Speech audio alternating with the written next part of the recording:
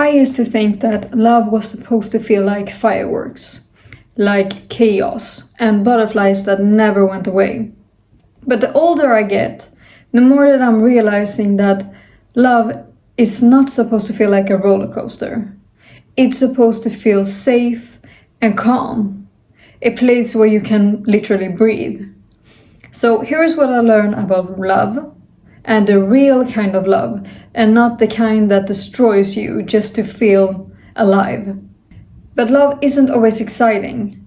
Sometimes it's quiet. It's someone remembering your coffee order or showing up when you didn't ask for help.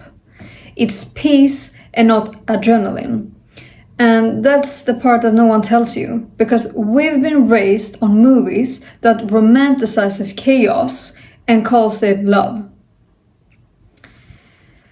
Fighting, breakups, they're crying, and they're repeating the old patterns over and over again and calling it passion. But love isn't supposed to hurt more than it heals. It's not supposed to confuse you into thinking that suffering equals depth. Sometimes the reason it feels boring is because it's finally safe. And another thing that I've learned is that love doesn't always last forever. And that doesn't mean that you are the problem or that something in your dynamic has failed. Some people come into your life to teach you how to open your heart again. And when their time is up, it's not tragedy, it's transformation. We think that love is about possession, but it's really not. It's about freedom. The freedom to grow, to leave, and to become more of yourself, even if that means apart. Because the truth is, you can love someone deeply and still know that they're not your forever person. You can miss someone and still be at peace with the ending. And that is not heartbreak, that is maturity. I also learned that love can't fix people. Of course, you can hold them through their pain, support them through their pain, and be there for them, but you can't heal wounds that they refuse to look at. Love doesn't mean losing yourself trying to save someone who won't save themselves. It's not your job to make someone ready for love. It's your job to make sure that you don't shrink yourself for it. Because sometimes we confuse being needed with being loved. And that's how we end up exhausted, tired. We give so much of ourselves. We're trying to prove ourselves. We chase the other person. And real love doesn't make you prove your worth. If you're constantly trying to prove your worth, you will build up anger in you. And eventually you will explode on this other person. And they won't have it. Because they won't meet you where you need to be well met. And maybe the biggest thing that I've learned is this. You can't truly love someone until you stop abandoning yourself. You can't give what you don't have.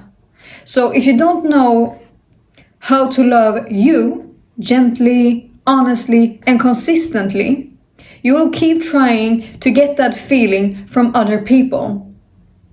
But no one can love you into feeling whole. That is an inside job that you have to make, that you have to do. And the only person who can give you that is yourself. Love should add to you, not fill the emptiness. Because if you want someone to only love you and give what you want, then get a dog. A person is not supposed to fill you and give you what you need, because that is not their work. That is not why they are supposed to be there. You have to do the ugly work. And the only person, once again, who can do that is yourself. And it will take time. It's hard, but it's worth it. Because if you don't, and if you keep abandoning yourself, you will never ever truly get a true connection to another person. You will never give them a true chance to get to know you, because you don't even know yourself. And the tragic part is that, well, you will probably or most likely end up alone. So don't chase connection at the cost of your peace. Don't ever call chaos chemistry, because it's not. And don't think that you have failed because things have ended.